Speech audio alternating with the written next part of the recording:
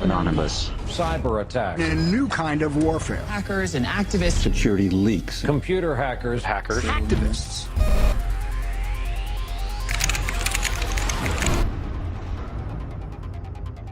Anonymous has struck again with a warning.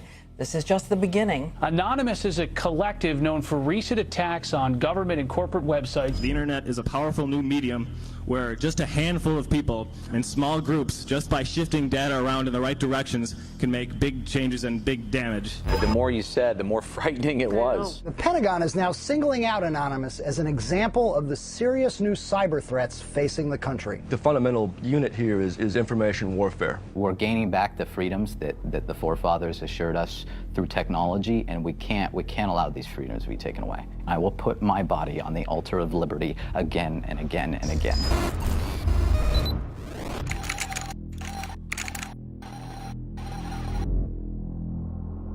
Information is the weapon, and information properly understood and properly used in an honest way is more effective than anything else in the world.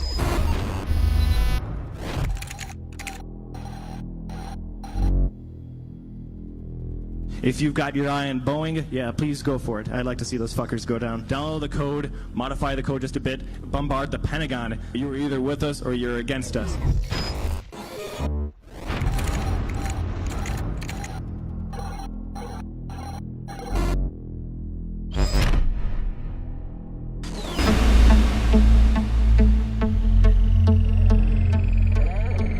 You have 15 minutes available for this call. Hello? Andrew? Are you there?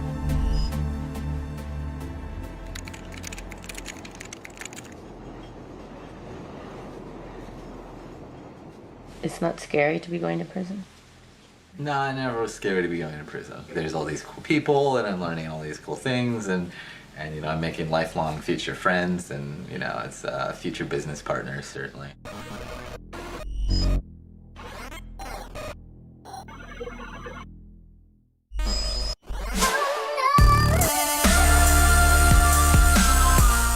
Embarrassing people. I enjoy it. It's viscerally fun. He's an instigator. The most lovable little pest on the internet. His ability to make other people so angry is the talent that he has. Almost 99% of the articles that come out for Weave, they all start with, he's a dick, he's an asshole. Little Weave is going to troll the fuck out of Apple and AT&T.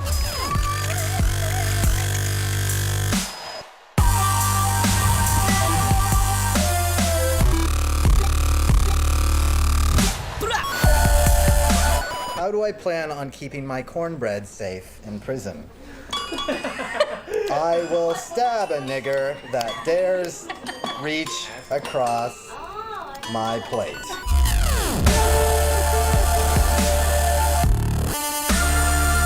I am the Bruce Lee of RegXP. I didn't get caught. I put my name on what I did. I'm not here to play nice with AT&T. I'm here to comment and criticize. There was a URL on an AT&T web server with a number at the end. And if you had added one to this number, like you could have typed it in the iPad web browser over and over again, you would see the next iPad 3G user email address.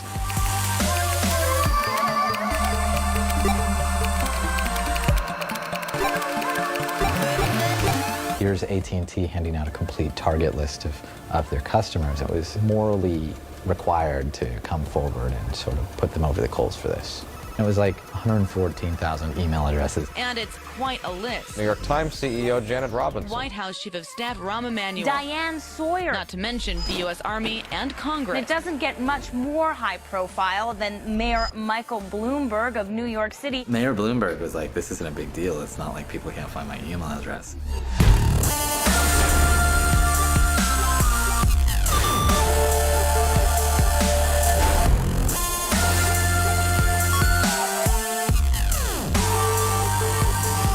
I'm aggregating public data and using it to criticize people whose politics I dislike. The FBI is combing through people's emails, grossly violating their constitutional rights. I think I have moral superiority here.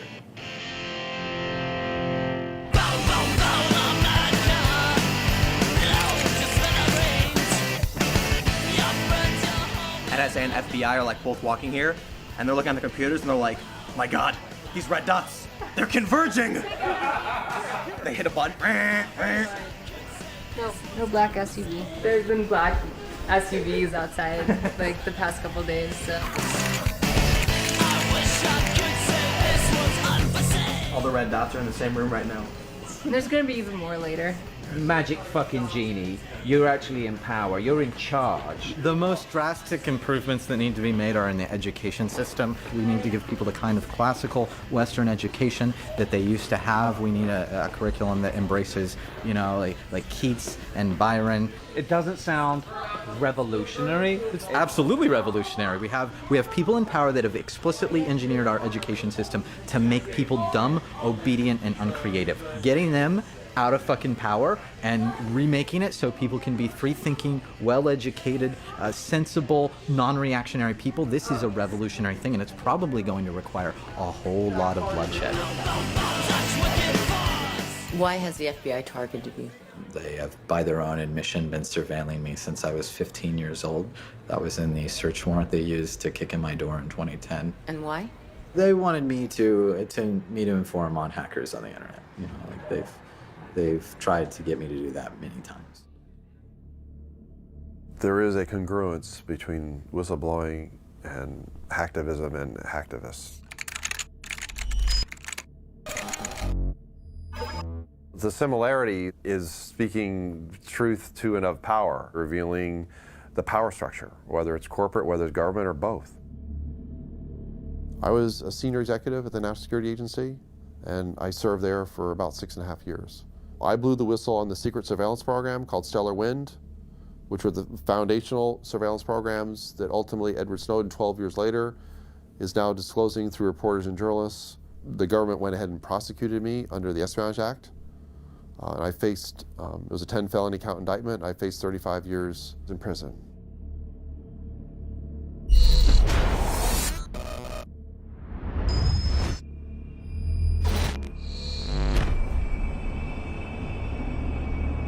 Hackers are important in the sense that they have the capacity to expose the secret or the inner workings of the state, which is why they are terrified of hackers and they are going after them with phenomenal vengeance.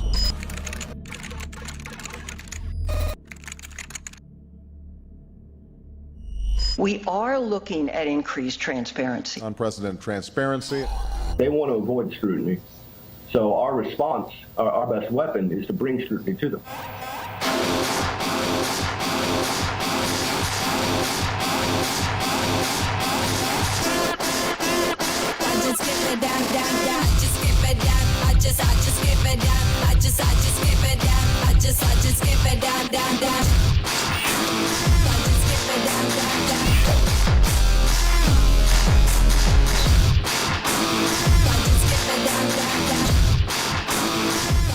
CNN and all these other things, they're not going to spend a single hour doing actual investigation.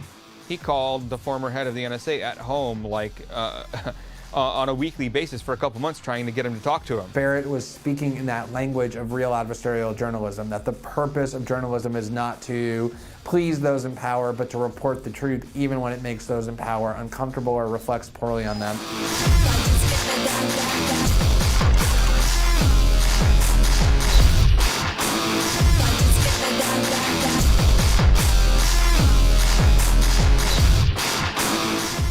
29 years old, a cocky college dropout, a self-described anarchist, Brown proclaims he is policing wrongdoing. He was brash, he was cocky, he was arrogant. He's fucking full of himself. He's awfully narcissistic.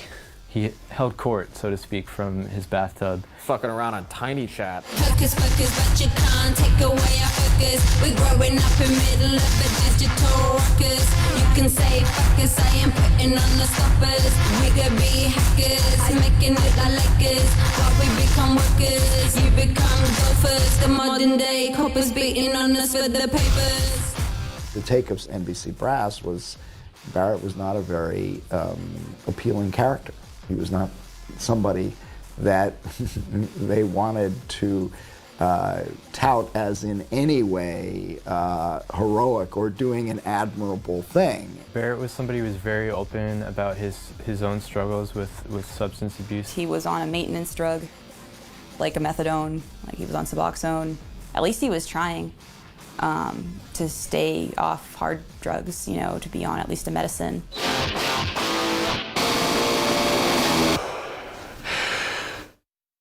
Who are the members of Anonymous? Who are they? They're everyone. I mean, you'd be amazed. There's obviously a lot of people who are hackers or just work in IT. They work for major corporations in some cases. There's journalists, writers of all kinds, people who work at gas stations. What is Anonymous? It's basically the power of an absolutely massive group of people coming together. Anonymous are your brothers and sisters, your sons and daughters, your parents and your friends. Anonymous is you. Somos Anonymous. Somos Legión. ونحن نتسامح مع جرائمكم. We were involved in Operation Tunisia, Operation Libya, Operation Algeria, and Operation Egypt. Anonymous cannot and will not stand idly while people are being denied their basic rights and human liberties. Understand that something is horribly wrong with this world.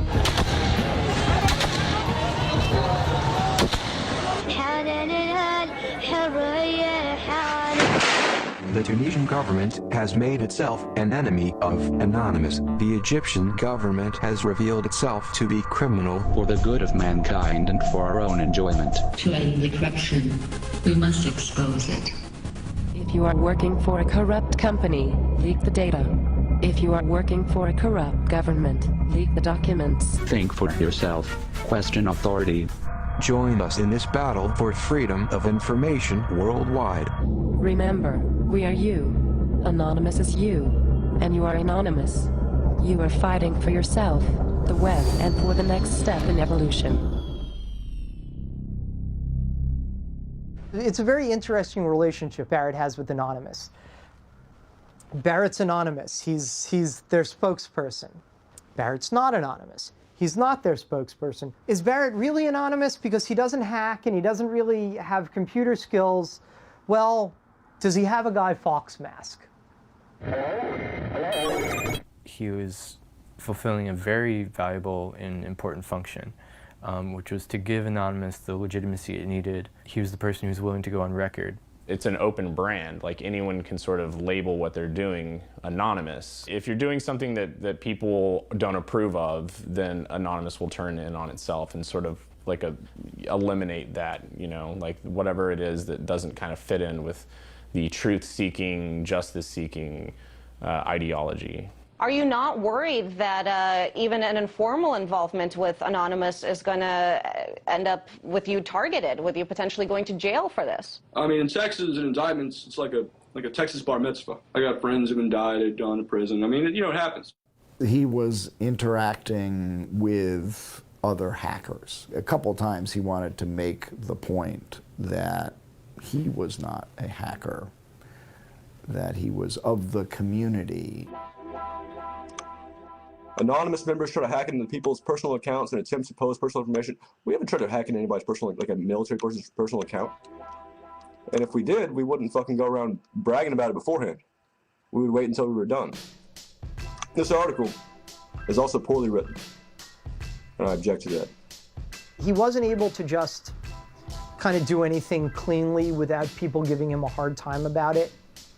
My actual title is Cobra Commander. So that's something that needs to be acknowledged, I think, further. I also go by faggot now. They use that non-pejorative fag.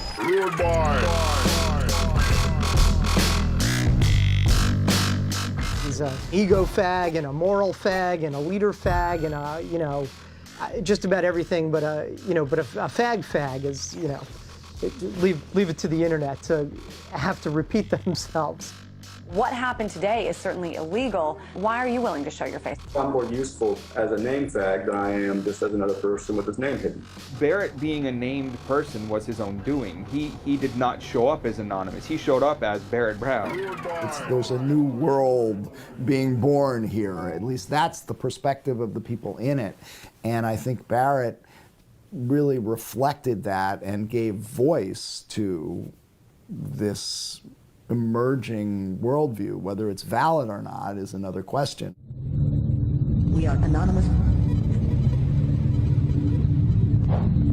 We do not forgive. And we do not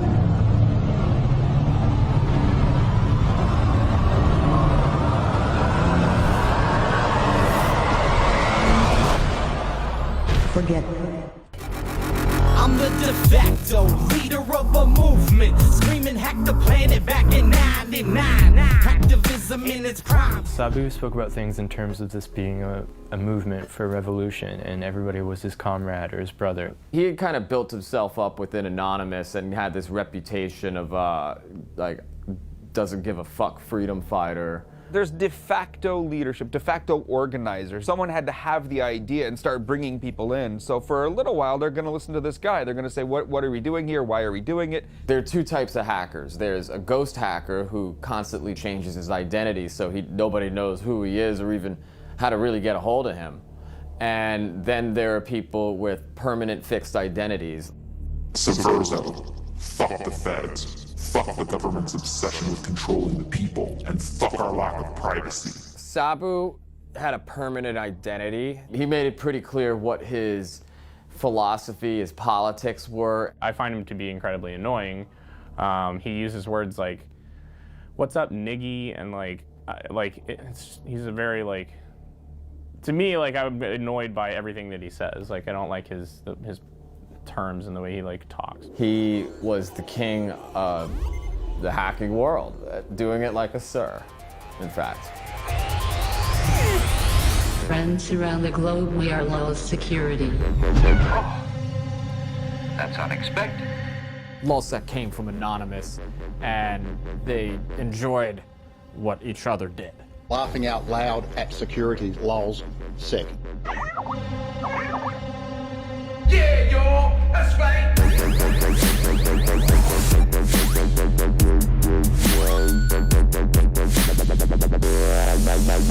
Greetings from Anonymous. For the past decade, the government has tried to take control of our internet ocean. The Lulz boat was just sailing the infinite seas of hacking excellence, hacking the shit out of everybody. Yeah, y'all, that's right. We have Fox, X Factor, Sony Pictures, FBI affiliate, CIA, PBS, Senate, Bethesda, Sun, News of the World, Arizona Police Department, AOL, AT&T, NATO, US Navy, your mother! Who's next?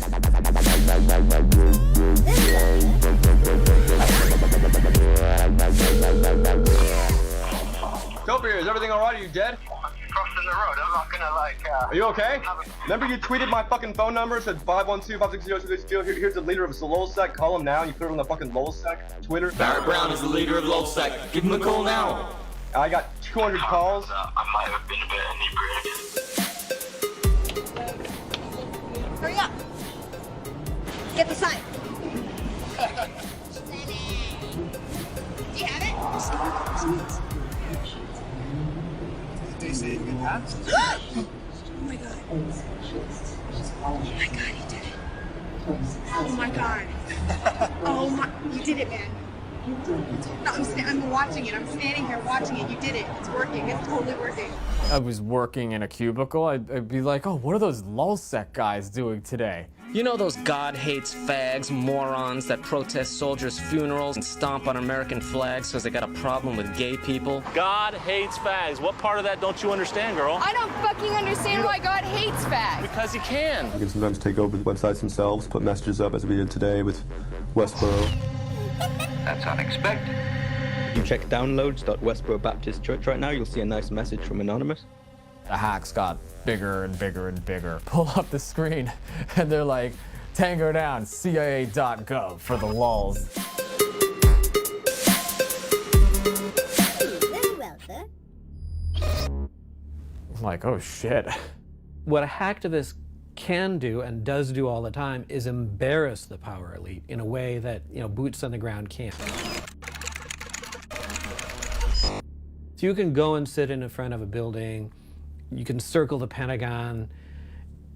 That doesn't really embarrass anyone. If you hack the website of the CIA, you've embarrassed the power structure of the nation state. You've embarrassed the Pentagon. You've embarrassed the United States of America. You've embarrassed it by puncturing the illusion of their power. You made us look bad. You taunted us. We don't take too kindly to that. You embarrassed me. So when someone comes along, like a hacker, and exposes the dark underbelly of this beast, that beast, it's not just tickling the beast, they're gonna take some swipes at you. One of the most notorious hacking groups of all time has had its head chopped off. We turn to the government crackdown on a loose, large network of politically inspired hacktivists. A 19-year-old who goes by the nickname Topiary was arrested in Scotland's Shetland Islands. The FBI will pull in some 17, 20-year-old kid and threaten them with 100 years in prison just to get them to inform on people. There were at least 3, snitches involved in the takedown of Lulzsec. This was a domino effect. People were taken into custody that folded on their comrades.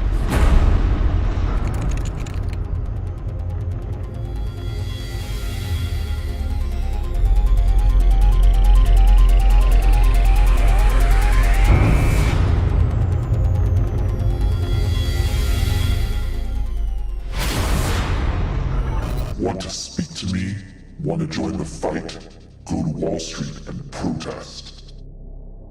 On September 17, 2011, Sabu comes back on Twitter from his month-long absence, and he's like, "Rise up, my fellas." The next thing I know is 18 chat rooms are linked together, and everybody's working in this Occupy Wall Street chan, and holy shit, all right, so let's get to work. They took your home. They took your freedom. They tried to take your courage. Now we know you cannot be stopped. I grew up in a normal family. I'm from Arkansas. I'm a high school dropout. There's nothing particularly special about me. And there's nothing particularly special about any of us. But together we can form a movement. I am the 99%.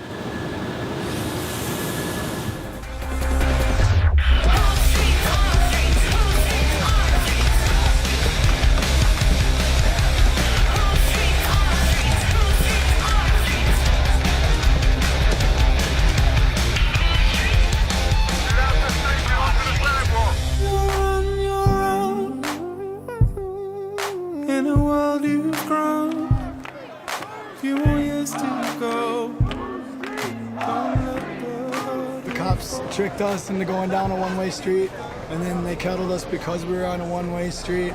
They were really mean and kind of violent. Were you wearing your anonymous mask when you got arrested? I was too. I don't want to hide my face, but sometimes I feel like I have to. People are dismissing you guys as anarchists. Well, I'm an anarchist, and many Anons are anarchists as well, and so are many of the people who support us and work with us.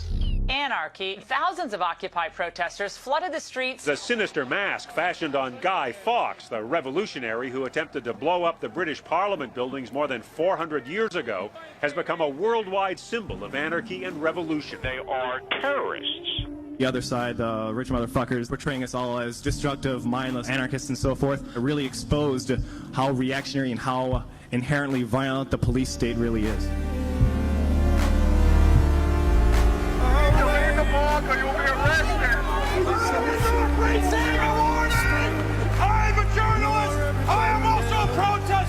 This guy was just arrested, didn't do anything illegal. This guy was just standing around too.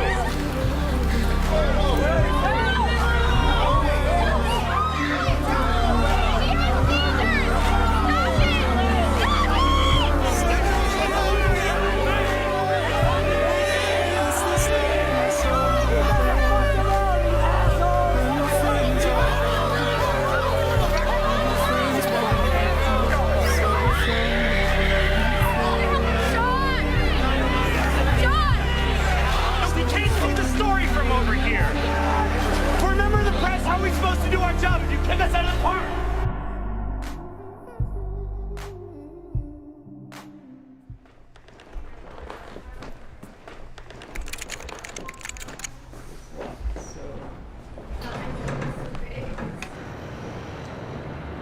The Jews fooled the Germans because they got to Germany and they're very like serious, rigid people, and the Germans were like, oh, they're just like us. And so they got this great success in Germany.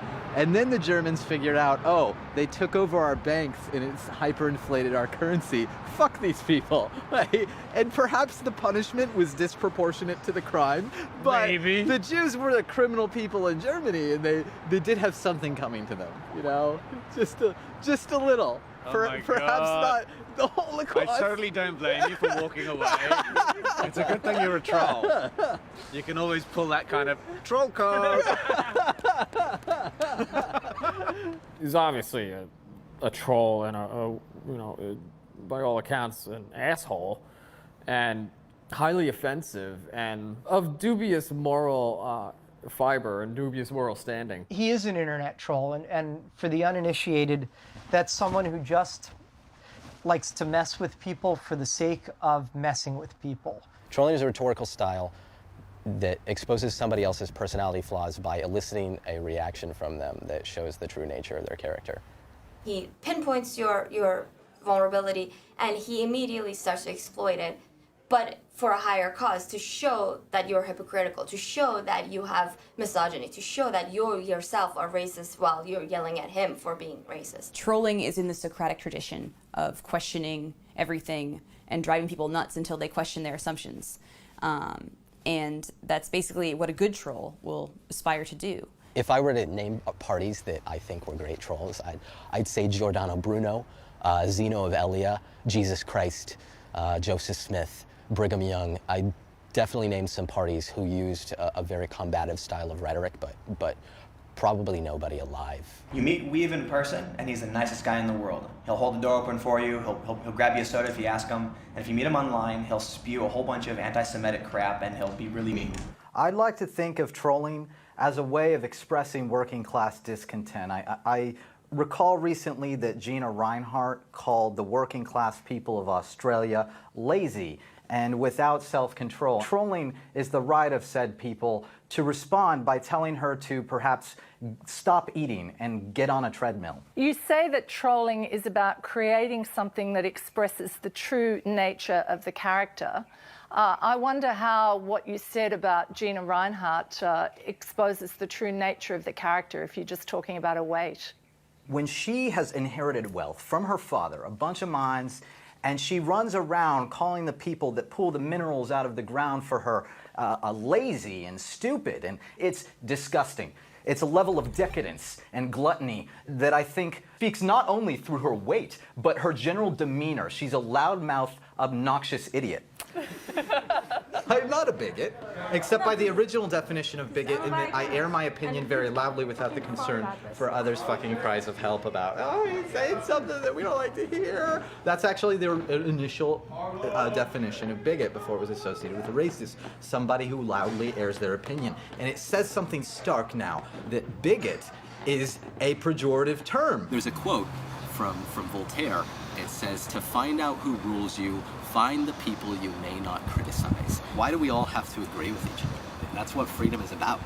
It's, I can call you a disgusting kike, and we can still live in the fucking same society. You know? He actually is trying to shove this down everyone's throat. Freedom of speech at all costs, as hardcore as I can make it. He's a crazy fucker, but you know, he's our crazy fucker, I think. What was it, the Gay Nigger Society? Oh crap, I can't say that on camera, can I? I should probably not put that on camera. The Gay Nigger Association of America has been around, I think, probably since 2000. It is a very old troll organization. I was elected president of it in 2010. Figured out what words to choose, so I decided to mention Jews. Shit, I think she lied. Oh shit, oh crap, it's another weave attack. Don't know what to do, so I guess I'll add you. DDOS, yes, it's time to stress. LOL. Association of America. The name is based on a Danish short film called Gay Niggers from Outer Space. The gay niggers come from the planet Anus. And they are much, much more intelligent than any other creature in the universe. When Hurricane Sandy swept through New York, they posted a bunch of pictures on Twitter of black people like looting and stuff from like Sandy Loot Crew is what they called it, the hashtag.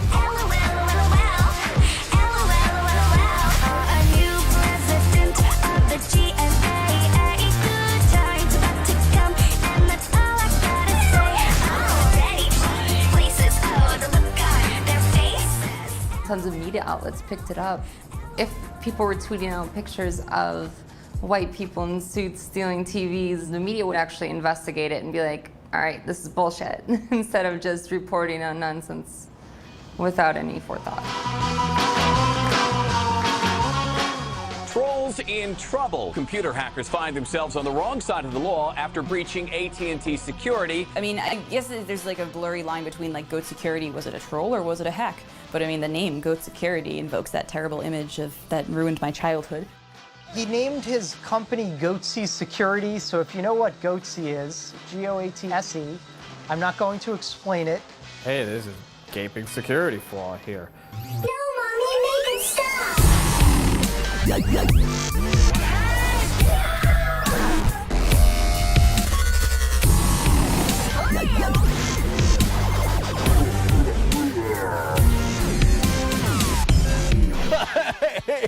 Goatsy Security, who are these guys? And they're Googling Goatsy, and they're getting the Goatsy picture. They're called Goatsy Security. Is that my pronouncing that correctly?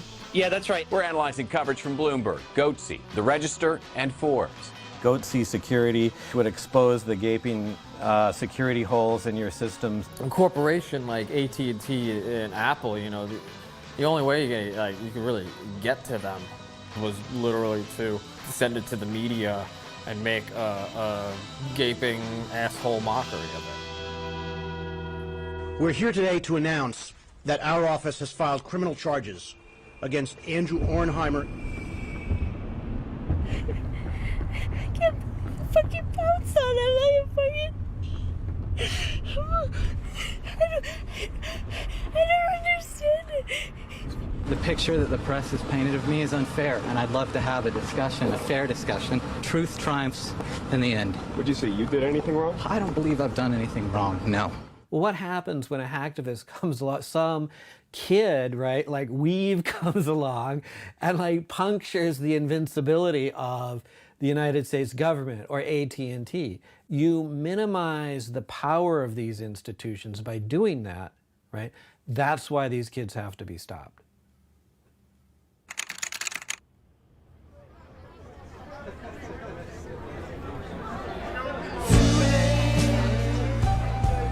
My time has come, sent shivers down my spine, body's aching all the time.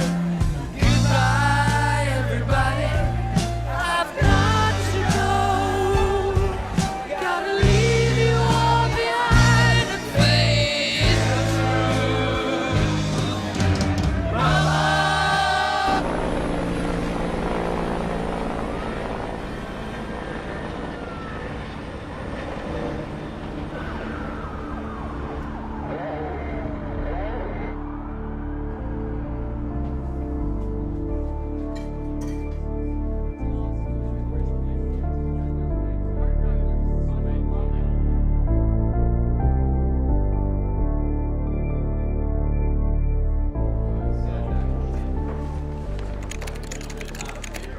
Come on, everybody. Everybody, we're going.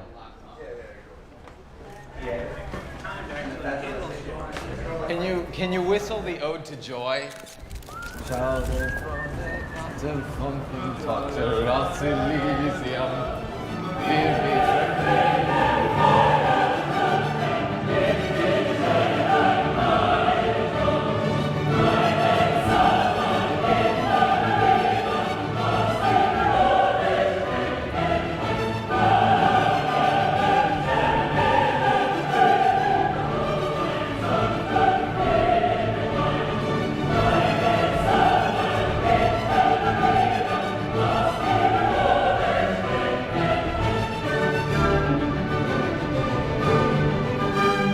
been good knowing you. I hope to see you all again.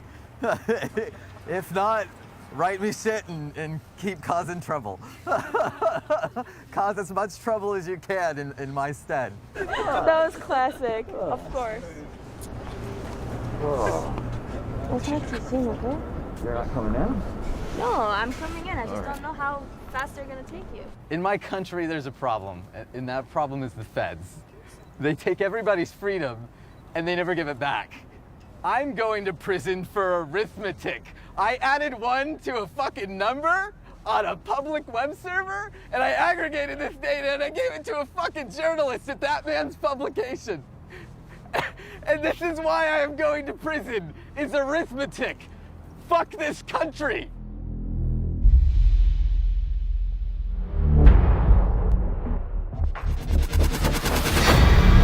America's priorities are our priorities. We are developing solutions that prevent cyber threats from becoming cyber attacks. Because at Northrop Grumman, values are what enable us to perform at the very highest levels. Because we know that what we do affects the security of our nation and other nations around the globe. Northrop Grumman. CACI. Lockheed Martin. Booz Allen Hamilton. Abraxas. Palantir. Stratfor, leader in global intelligence. A lot of these companies recruit very much from the CIA and from the military intelligence and that kind of thing. That's very, very common for board members in particular to be either ex-generals, ex-CIA, ex-NSA in some cases. Even people who are paying close attention to it, like me, had never really focused on those players before until Barrett started doing the journalism that he was doing.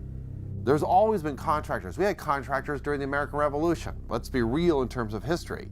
We've never had what were defined as inherently governmental functions, including the centerpiece functions of the intelligence system, the most secret being turned over for profit to corporations. If you have that kind of control because of the accesses you're granted and the government giving you the deep state intelligence, the deep state data, guess what?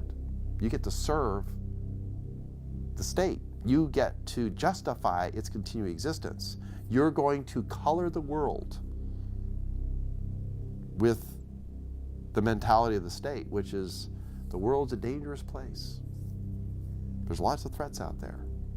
It's a target-rich environment. These are people that are in this to enrich themselves, right? They're people in the government and they're the people in this business. And they don't care that it's not helping anyone. These are not patriots. These are people that maybe have military backgrounds.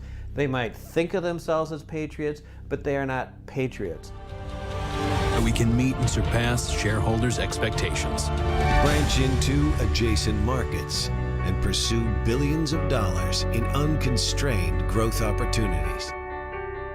They're invested in the security theater. Hundreds of billions of dollars have been spent on national security, ostensibly to protect us. I can actually say it's actually in the trillions, the total amount of money. I would argue it's the largest redistribution of wealth in the history of the United States. Wars are not meant to be won, they're meant to be continuous. And if you want to hold a continuous war, whether in real life or on the internet, then you need an enemy that can't be destroyed. And Anonymous is impervious to really being destroyed because it's decentralized, it's everywhere, and it doesn't even have to exist. I mean, they could just say it exists, and then it would. And it's sort of just like terrorism. Terrorists are everywhere. Terrorists, your neighbor may be a terrorist. So, you know, we have to remain vigilant, you know, and that's the same thing that's basically happening online. Right now I've got Barrett Brown, founder of Project PM and one of our cyber experts. Barrett Brown joins us now to break it all down. So is this an official declaration of war against Booz Allen Hamilton and possibly other contractors? Yeah, we just got around to declaring that war just now. I still collaborate with some anonymous participants within my own group, Project PM, acquiring more information and bringing attention to what's called the intelligence contracting industry.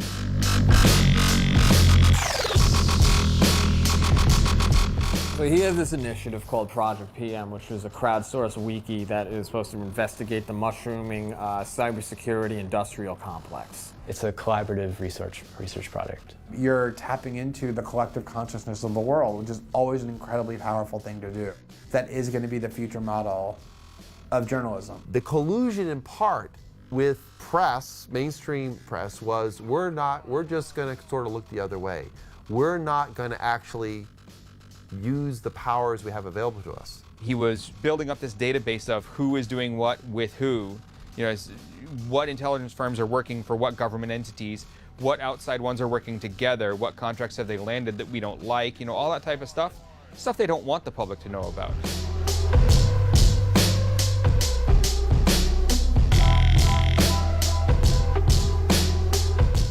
There were these hacks going on. We're expecting these data dumps. Shit's about to start getting crazy, if you know what I mean.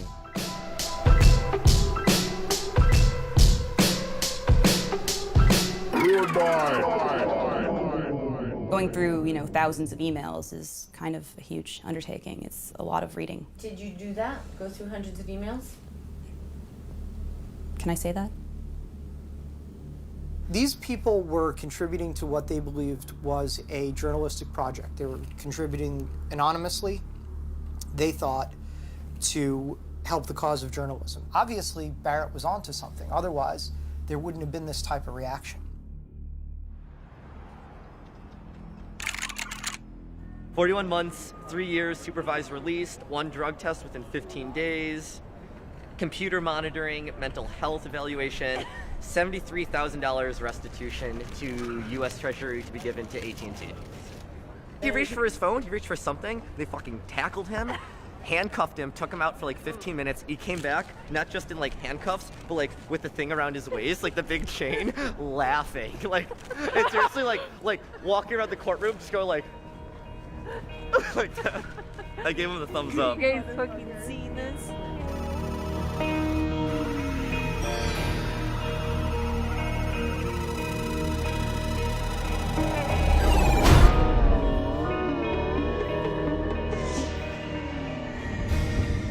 How dare you be skillful? How dare you utilize your knowledge? It's fucking absurd. And of course it's AT&T's fault. They are responsible. How can you say that the company that designed the website is not responsible for their security flaws? So the federal prosecutor said during Weave's trial that just because he has a special skill, he shouldn't have power over other people. That's how they view it, and it's not incorrect to say that people who understand computers have power. It's just I don't think the answer is coming down on our prodigies and our geniuses. I'll put it this way: there was a time when you hacked a company and the company hired you. Now it's you hack a company and they come and they beat the shit out of you.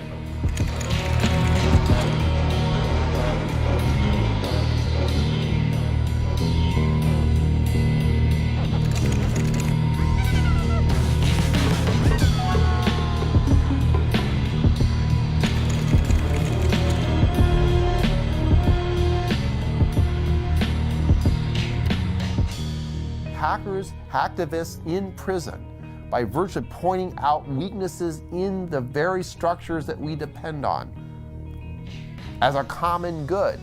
But we weaken the common good for what? We're turning on ourselves.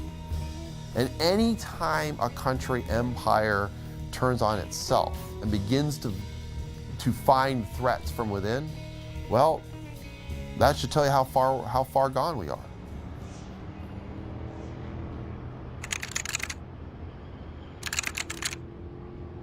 Howdy, Internet. My internet blogging must have pissed somebody off. They have cut off my fucking TrueLinks access because, of course, we live in a country with a childishly authoritarian government that can't handle anybody saying anything mean about it on the internet. And I miss you. I really do. There's so many of you that I can't. Hopefully I see you in a couple of years. I wish I could call each and every one of you. I'm still in prison.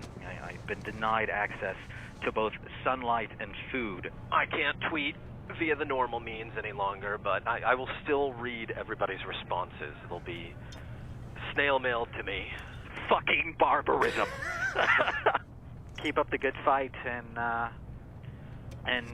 make trouble while I'm gone. You guys gotta carry the internet ruin torch, I suppose. Oh God, Weave. That was one of his better communiques. I was outside grabbing a cab and I get a call from an unavailable number, and it's like, do you want to accept this toll-free call from Andrew from federal prison? And I was like, oh God, it's Weave. I could barely make out what he was saying, but he's like, set up an asterisk box so I can upload things to SoundCloud. I'm just like, okay, whatever.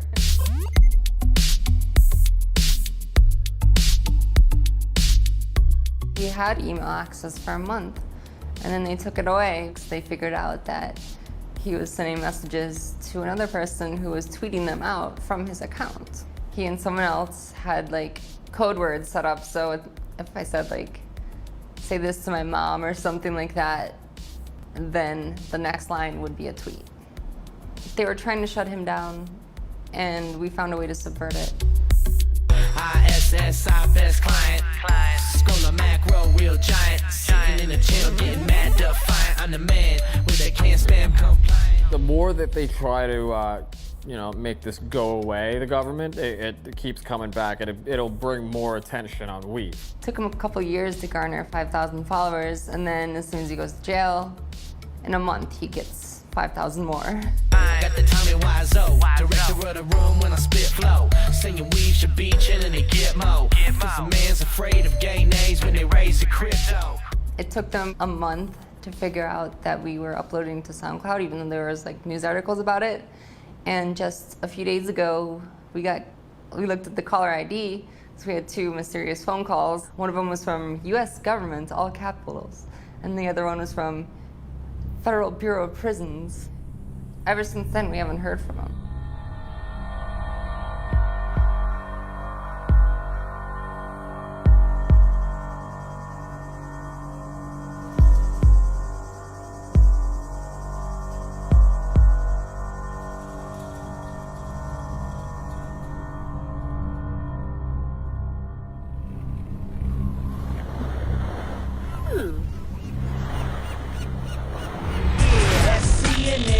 You want the interview? Send a print message to the nickname Sabu. On IRC, man, we convening this to 99. Both that shit down, screaming. Damn, he's sick.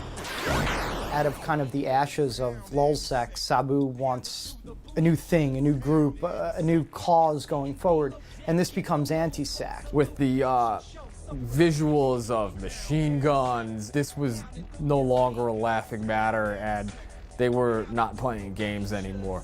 He was training people to attack government websites and attack large corporations and businesses. Pound and he's sick.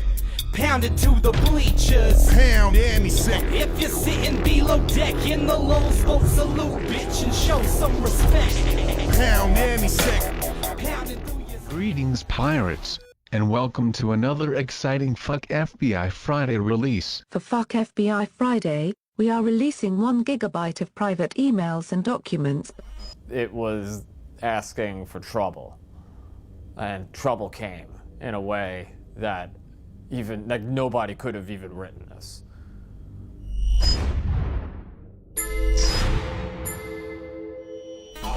Anti-SEC culminated in Christmas of 2011 with the Stratfor hack.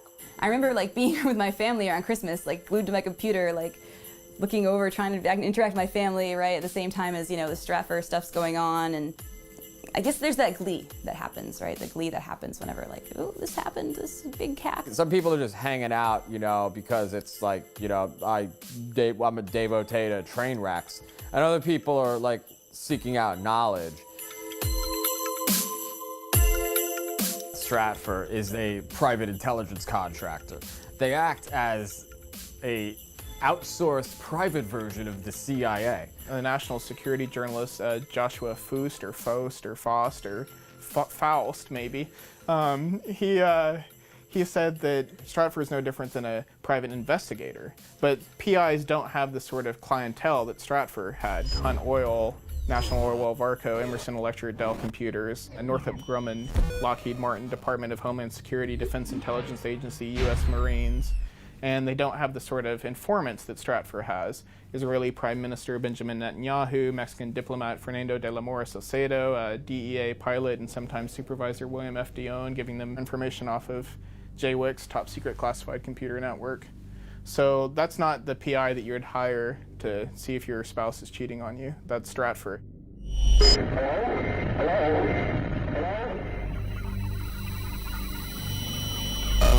The gifts that a non-Santa left under the low Xmas tree are just the beginning.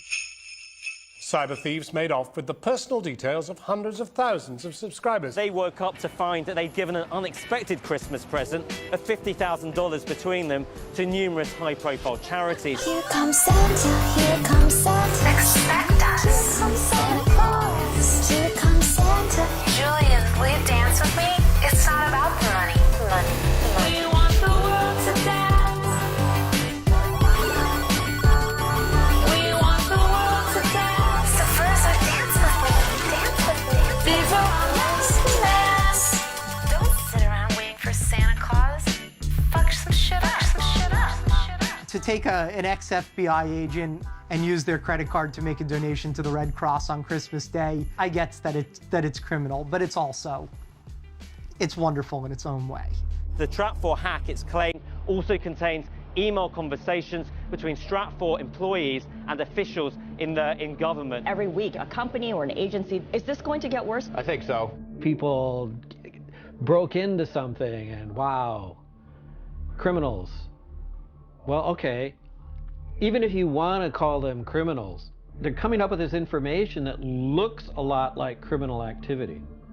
The day that WikiLeaks published the Global Intelligence Files, which is what it calls the Stratfor leak, The Atlantic wrote an article titled, "Stratfor is a joke and so is WikiLeaks for taking it seriously."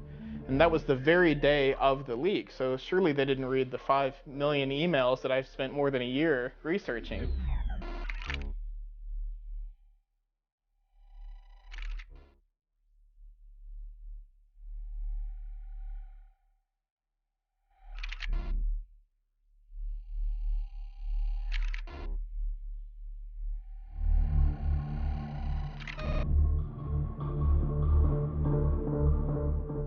The 5 million emails have just been published. The most important revelations are still unknown. The information involved got to us because several young people sacrificed to get it to us. They went out and took it. It's me. It wasn't me. Send me some backup.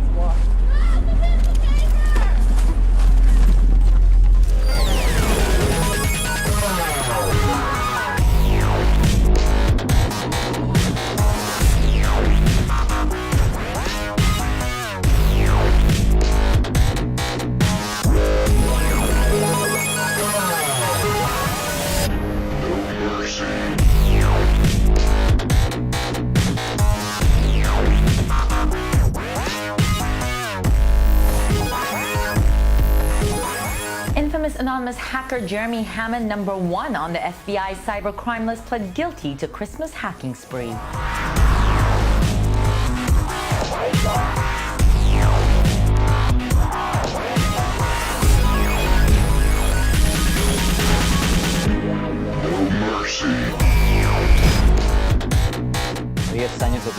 Jeremy Hammond. Jeremy Hammond qui fait face à lui. Known as the electronic Robin Hood, Jeremy Hammond. Computer hacker Jeremy Hammond has been sentenced to 10 years in prison.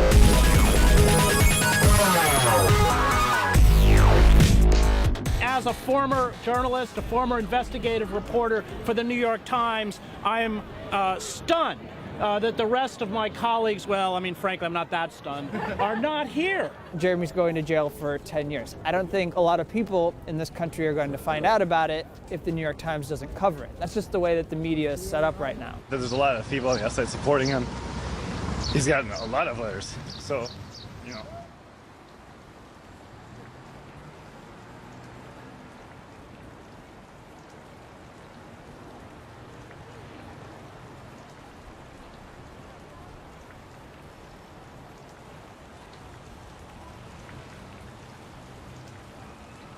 Hammond's actions are acts of civil disobedience, fundamentally. In hacking Stratfor, Jeremy Hammond achieved some degree of transparency. It opened our eyes to things that we needed to see. सच का साथ दिया है और उन्होंने सिर्फ उसी को सामने लेकर आए हैं जो सच था। 25 years after Bhopal, after a gas tank released toxic gas into the cities surrounding the factory, they were monitoring dissent and demonstrations against Dow Chemical.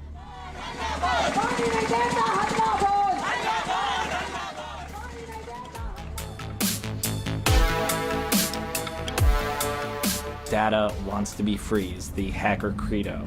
The real questions we need to be asking is, when this data is, shared with people, who is it benefiting and who is it hurting? Jeremy's apartment, is just books scattered about the floor, books on the shelves. What could be more dangerous than books? The internet. Which is really just one giant book about all of us being written in real time.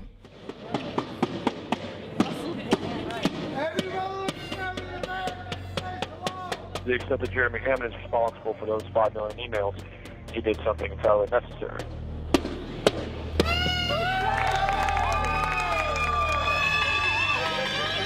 Stop projecting this. If the U.S. was a country that was actually governed in accordance with the rule of law, then I would be the first to oppose any crime against any company, including hacking. But the fact of the matter is that this is not a country governed in the rule of law. We love you! We love you! We all love you, Jeremy! We all love you! We all love you! Jeremy, flash your light! Jeremy! She loves you! Jeremy, flash your light! Your mom is here! Your mom is here! She loves you! She loves you! And I'm proud of you too, boy!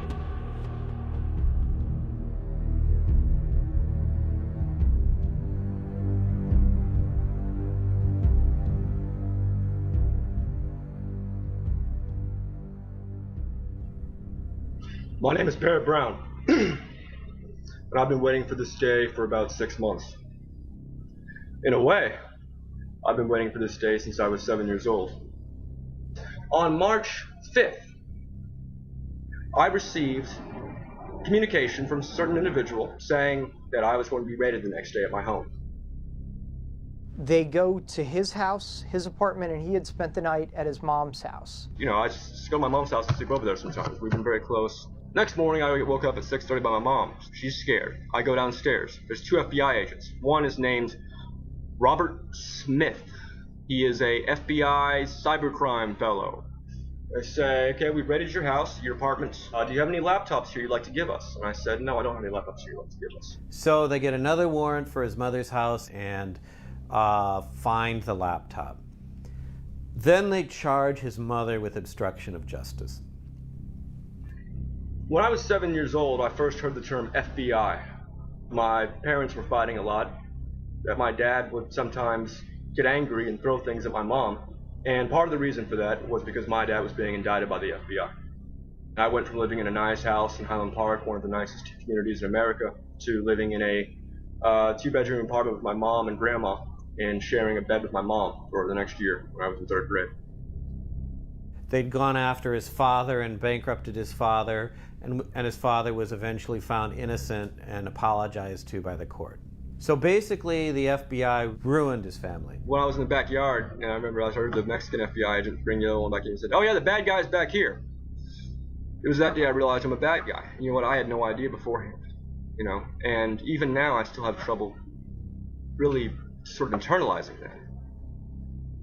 But if the FBI says it, it must be true, and from now on I am a bad guy. It's kind of like a quad, and everybody in the apartment complex can hear this man ranting against the FBI on the balcony. And I'm getting a little bit concerned, but I also want him to have his, because he's very brown. He says crazy stuff. In the evening, we sit in the tiny chat, just joking around. I'm not wearing a shirt. People like us who are totally fat can do that. Oh, there she is. Hi, Insert Maxie.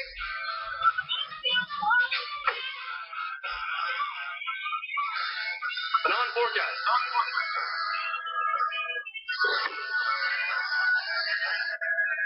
Hey, can you tell me if you're a GIF or not? She said shit. I swear to God, she said shit the other day. It was crazy. And the picture on her fucking Twitter is the same person. Yeah, I'm pretty sure it's a real person. Oh my god. Look, you're pretty. You don't have to really think I'm like super passionate about this argument.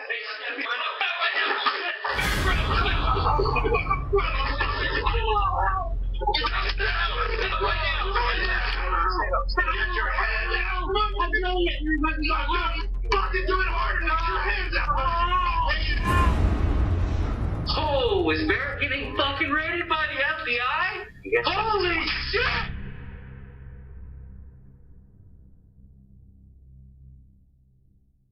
If you're in the place getting raided, okay, you don't know anything because all of a sudden your utilities go out. And the utilities go out because they're concerned that the concussion grenades might start a fire. So they don't want the gas or electricity running, okay? And none of the stuff you see on television where, you know, they go at the door with the battering ram. No, that door comes down in one blow.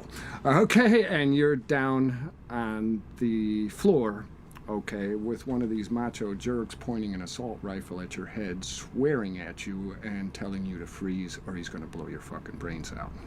The second agent came around in his camo with his gun, and he looked at me as if he didn't know there would be a girl there. Barrett's mother came over. She sees Barrett Brown V, and then the ampersand over and over and over again on Twitter. Barrett Brown banned is a way that people communicate that somebody has been arrested. He's talking shit. There's no crime against talking shit. But maybe there is now. Robert Smith's life is over. So when I say his life is over, I don't say I'm gonna go kill him. But I'm gonna ruin his life and look into his fucking kids. How you like them apples? What kind of threat ends with "How do you like them apples"? It's like from like 1840 or something like that. If it was just threatening the agent and that's all he was being charged with, I wouldn't even care about this case. Let him and Special Agent Robert Smith go out back and duke it out, or let Special Agent Smith beat him up, or whatever he has to do. The second indictment comes, and then it's like a fucking kick in the gut.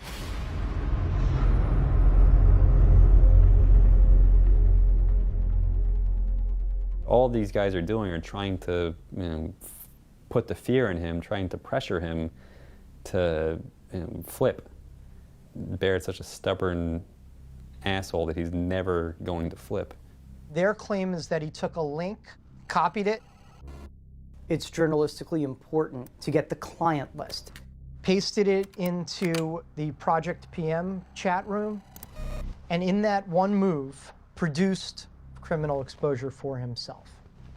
The Barrett Brown case is another one of these seminal cases, and the government wants to send a very chilling message. It's fundamentally a First Amendment case. How dare you hold up the mirror to us?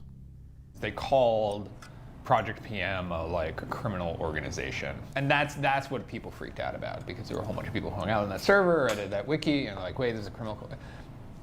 I think they're after who? Anyone else? Any other names to put on our list of people to watch?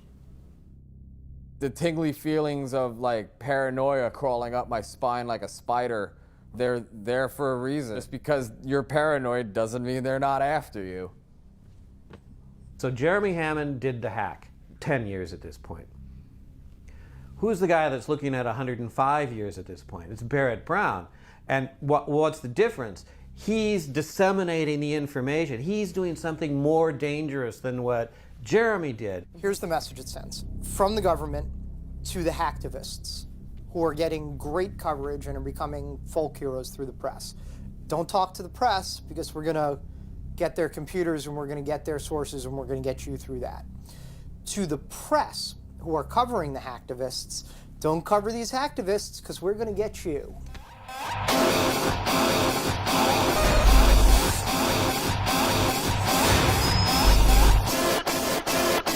Just skip it down, down, down. Just skip it down, down, down.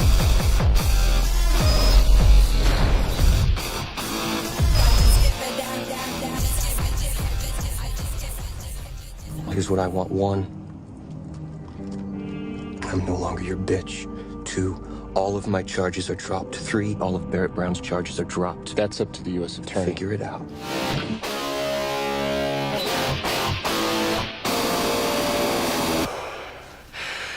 Hector Xavier Monsegur was responsible for the arrest of Jeremy Hammond and other anonymous and LawSec members. Sources say he began cooperating with the FBI. I'm the de facto leader of a movement, screaming hack the planet back in 99. Activism in its prime, global hell had the dot mill.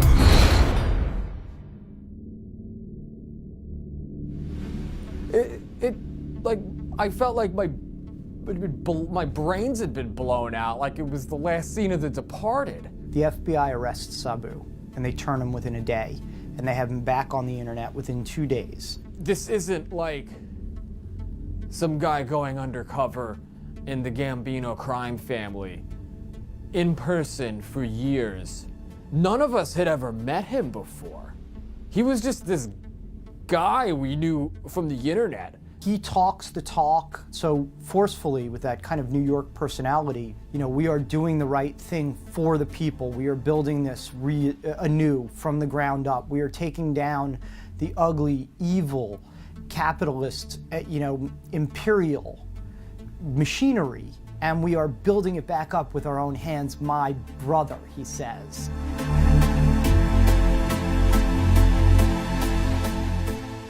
Looking at Sabu's interactions with reporters during the time that he was an FBI informant. Sabu could have easily just told the reporter, like, no, I don't want to talk to you, go away. But that's not what he did. He engaged in like an hour-and-a-half long conversation and then screen capped it and handed that information over to the FBI. That's not a free press. The government has journalists under surveillance. Do you think the government's targeting you? I hope not. I hope I'm not. Shit. Everybody's paranoia is just through the fucking roof.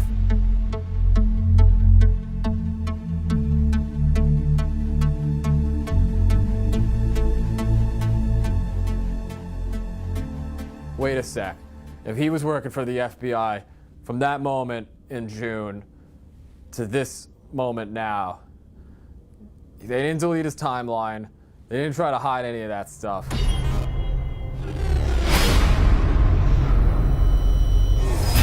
CNN, you want the interview, send a print message to the nickname Sabu.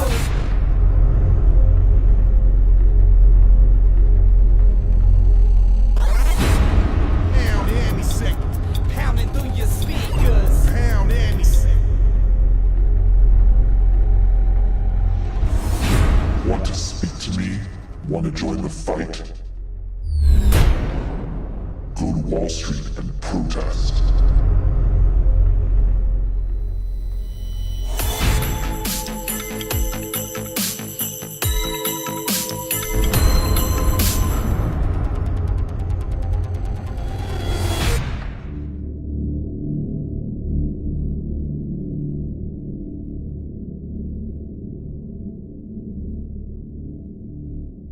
Sabu and Jeremy were partners in crime.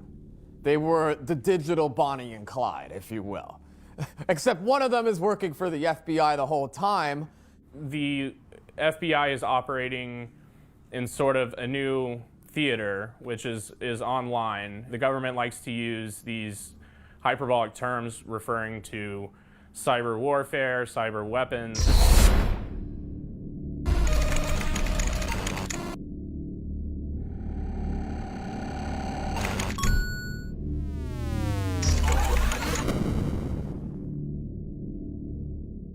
The feds, by proxy through Sabu, were giving Jeremy the 0 days to get into these websites. In order to, say, entrap a terrorist, they would sell him fake explosives. But instead of giving him fake explosives, the 0 days are real. In the hacker world, you either get in or you don't get in. There's no fake hack. They didn't it wouldn't be a crime if it was a fake hack.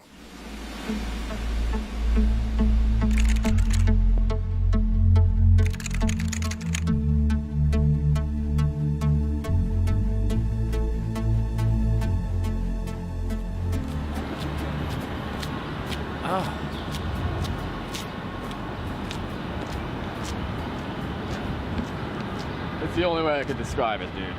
She filleted him. The amount of cooperation was truly extraordinary. And it was just amazing. She just kept saying it over and over. It was truly extraordinary, and you know, and I gotta say too, I don't know what I would have done in his position. I really don't.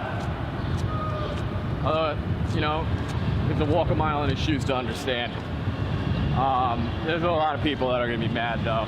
The amount of truly extraordinary cooperation that he gave. This was the first time anybody had ever seen him, at least publicly. Like, this was real. This was finally coming to a close. And he was facing the guidelines between 21 and 26 years.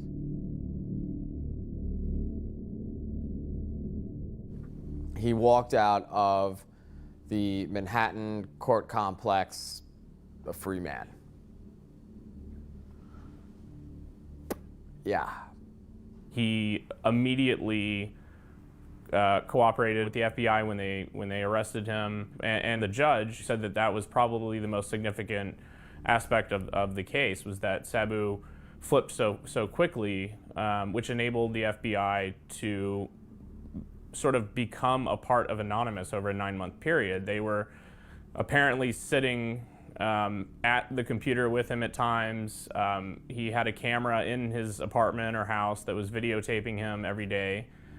He was debriefed regularly by the FBI. Judge Preska said, and I quote, "I salute you." The prosecution and the defense and sort of built him up to be this sort of conservative folk hero, like the model FBI informant, the person who every informant should live up to be, to the point where it made it impossible for them to give him jail time. You can't. It would have been bad for the informant program for him to have worked that long, to work 3 years and then be sentenced to prison.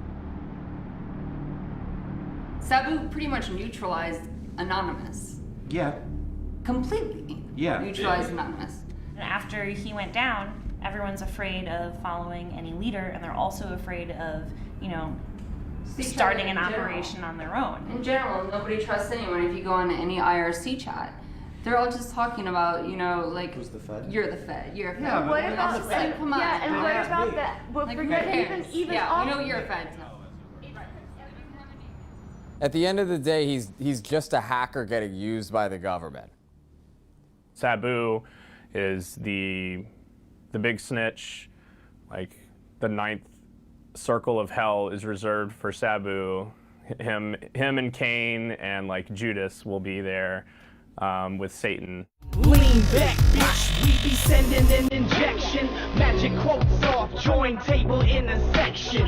Put it up on base, bin, it won't get erased then. 20 million hits till you down like some cavemen.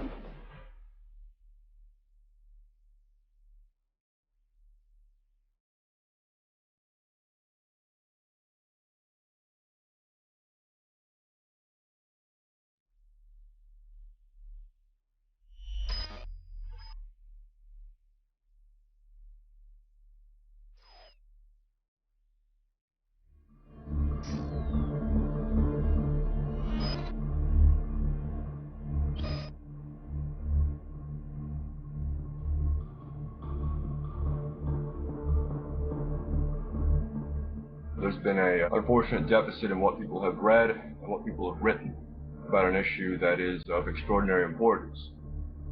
Trapwire.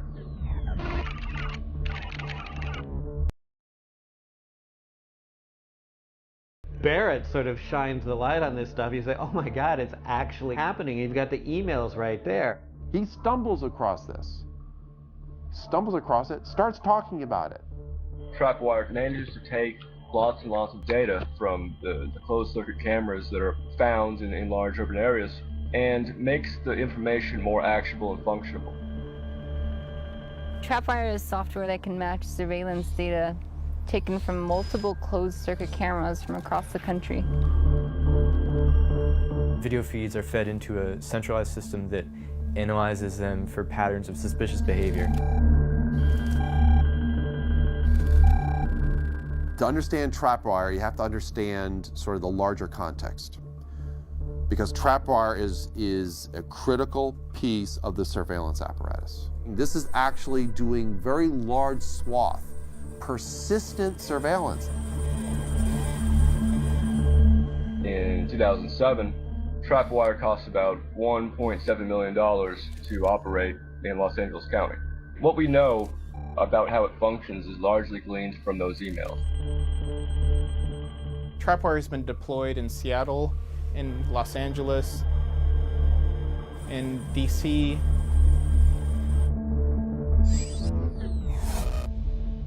According to a Stratfor email, there's like 500 cameras in this New York City subway system equipped with trapwire. The New York Times said that trapwire was only used on 15 cameras in the entire country, and that the DHS wrote it off as a failure. That's a complete lie.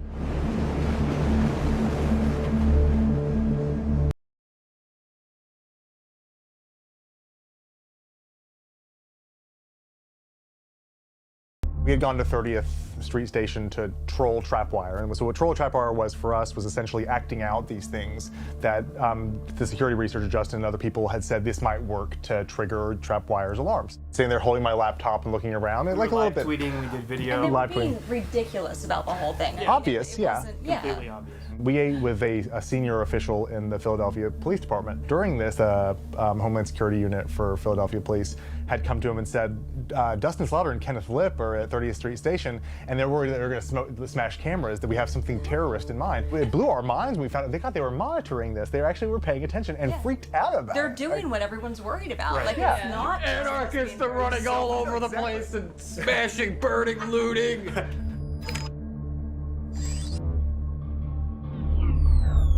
Coverage of trapwire in the U.S. The whole story was smothered in its crib by the New York Times. It's an open secret that the mainstream media has special access to the halls of power. There was a phrase I used to hear at NSA. We're going to tell them what we want them to hear, not what they need to know, what we want them to hear. That's pure manipulation. That is PSYOP, InfoOp. You're saying because you can, you're controlling the narrative. Hail victory! Go, go, go, go, go, go, go, go, go.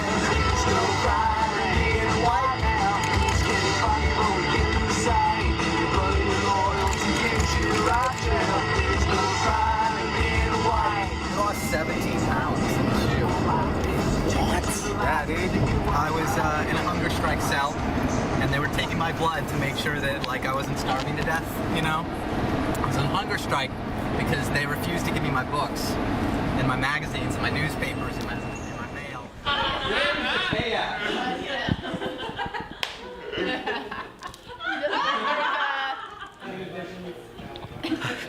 I spent the majority of my time in the shoe. They were like, if you continue, we're gonna force feed you. And I'm like, well, you're gonna force feed me. Hey, I ain't backing down, you know? The infamous computer hacker known by his alias Weave is a free man after more than a year behind bars. An appeals court has now overturned his conviction. Every bit of an operation, they can't copy, so they hating. So I'm keeping my methods close to the chest. I rock the knock on speed dial, case I got a social internal contacts that ain't taking take mode. Oh no, my aim designed off, checking to see if it's suspended or if it got reset and appended to the essence. I TXT, the enemy is holding. Time behind bars has made Weave even more outspoken than before. I can't watch my society rot when a bunch of federal scum want to just throw anybody that they disagree with in a prison cell. It's the end of the West right now, and we gotta fight for it. Somebody has to. You have no instincts to flee like Edward Snowden or Julian Assange. I'm not running. This is my country.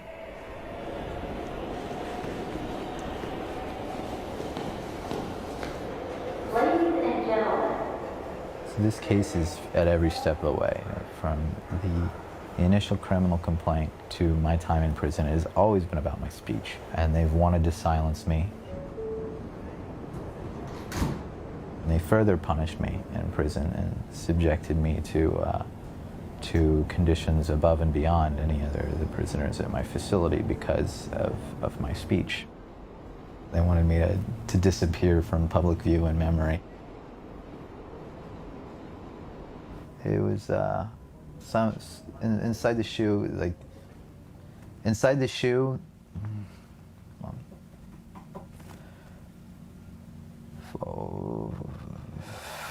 There's an author, Alexander Solzhenitsyn.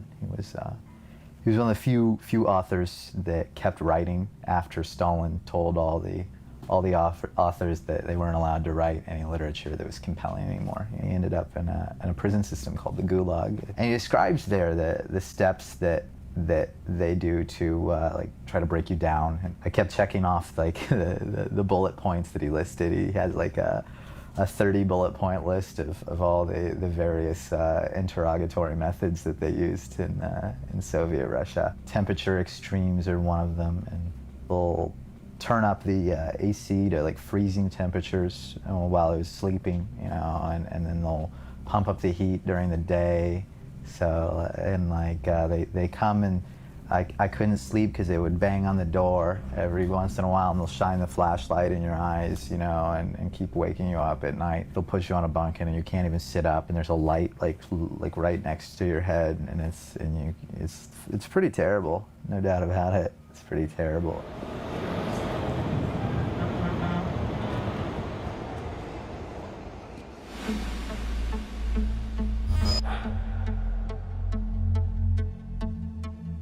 The surveillance state's already here. It's already here. We're constantly on camera. Like this, like we can't put that back in the box. Like we can fret about it and say, oh gosh, we need more controls. A lot like that infrastructure is there and it's not going away. They can watch us through our webcams. They can listen through our phones. There's no privacy left, virtually. We are the most watched, surveilled, monitored, eavesdropped population in the history of the human race. If you have nothing to hide as justification for violating your rights, then you have nothing to worry about. You know where that phrase came from? Goebbels from the Nazi era. Nothing to hide? That means there is no privacy. I left Iran to come here, and now I can't have security or privacy? All we want is just fucking live our lives. Half of us wouldn't even give a shit if we could all be left alone. It's my right by birth to have privacy. They want to own you. That's a power relationship, superior, inferior. If I know every single thing about you, about what you think, how you reason, what your fears are, what you're planning, what you're doing, and you know nothing about me because I'm shielding my behavior behind a wall of secrecy, I have incredible power over you. The power imbalance between us is immense because I can now manipulate you, I can threaten you, I can alter your behavior in all sorts of ways, I can anticipate your behavior, I can prevent you from doing things that you're planning, I can prepare in defense of what you're doing, I can always stay many steps ahead of you. This mentality, this pathological, you have to understand the mindset, you have to understand the psychology behind those who want to know everything. That means anything hidden, anything private, anything sovereign is a direct threat to the surveillance state. The capacity of this agency to spy on people and to know everything that they do is so extreme and awesome. At any moment, pure totalitarianism could be imposed, and the American people would have no place to hide. Security and surveillance state is put into place in order to keep a population captive, and they now have all the mechanisms to do it. Absolute iron control over a restive population, so should the population become restive. The United States unchained itself fully from the Constitution. People still don't fully appreciate it. Talk about mass surveillance, all those stuff. No, they've unchained. This is an alien form of government. It's completely anathema to democracy. It's completely anathema. But obviously the government's not going to come out and say, hey, guess what? We're under national emergency conditions.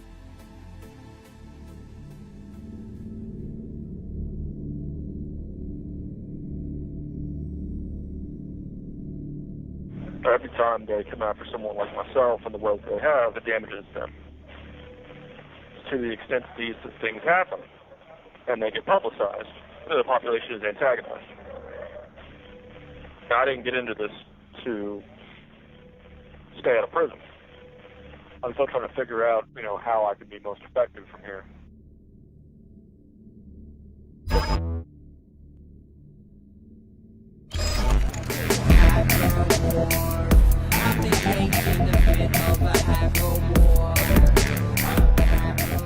I'm going to continue hitting large companies and institutional powers. I'm not going to take no shit from nobody. Fuck them if they can't take a joke.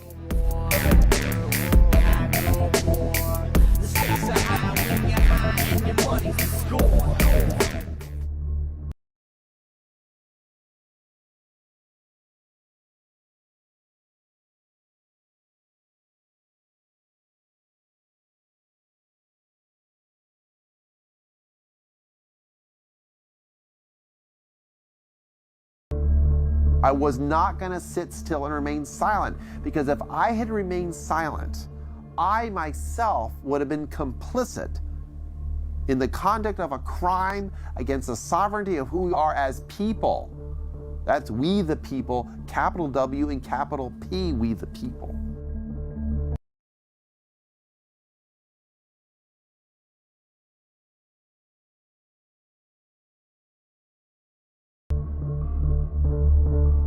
You can just sign off. Right. Like, you don't have to be a victim of trolling. Like, you can just turn off the internet. System, every outlet, every avenue of avarice. Some mavericks of information face up with the candidates and cameras are there to document the struggle live in person. Take a peek behind the curtain. Situations worse than anything the casuals and NPCs could dream of. Trust this team of brilliant bastards go on tearing the whole scene up. Journalists and media don't buy what they are feeding you, depleting you of truth because Sabu got off. Judge Preska and the attorneys and the defenders got on their knees and filleted him. That's like a lot more sex than I remember going on in the courtroom. Don't limit your activism to just the mere world of computers. Take it to the streets. We need more foot soldiers in the streets to fuck up shit. deep into the void.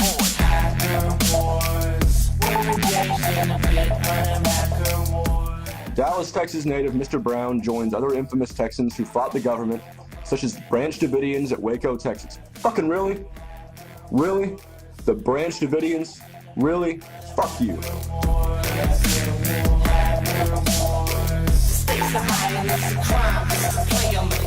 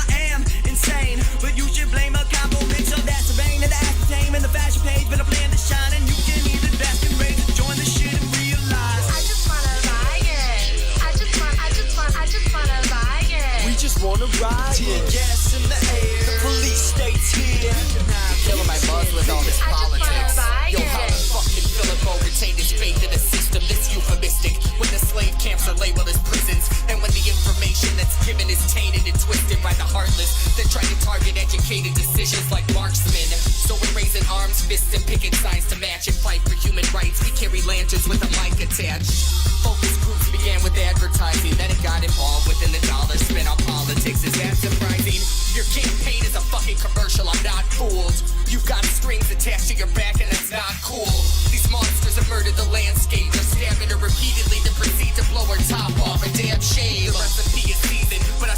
motherfucker shouldn't grab a plate. Although it's harder to swallow, I would rather taste the truth. Is to raw as food, pursue effective revolution. There is no need to procrastinate. I just wanna riot.